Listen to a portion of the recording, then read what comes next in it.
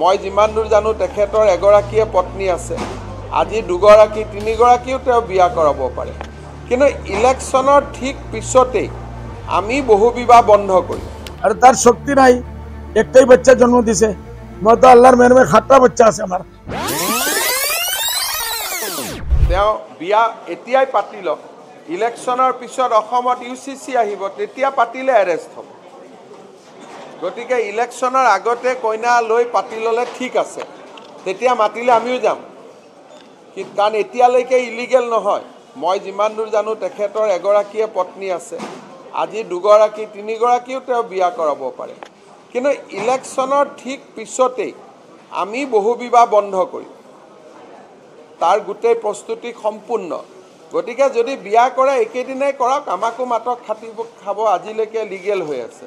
কিন্তু ইলেকশ্যনৰ পিছত ইলিগেল। আৰু মই বাধা কৰিলেও বুলিতো নহয়, মইতো কাকো বাধা নকৰোঁ, আইনেহে বাধা কৰিব। আৰু আইনে বাধা কৰা কাম এটা জোৰ জবস্তি কৰিলে আইনে ব্যৱস্থা ল'ব।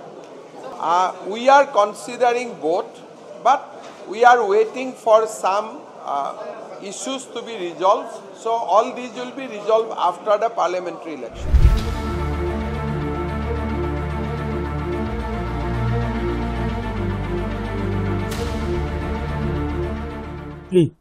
अरे डेली बिया करे नहीं कोनो মানুহে এই তোমালোকে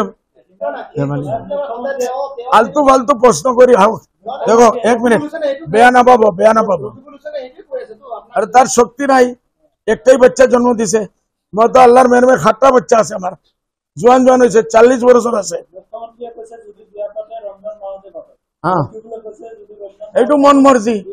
মোর যদি বিয়া পাতার ইচ্ছা হয় মই CM খুদিবলৈ নাযাওঁ।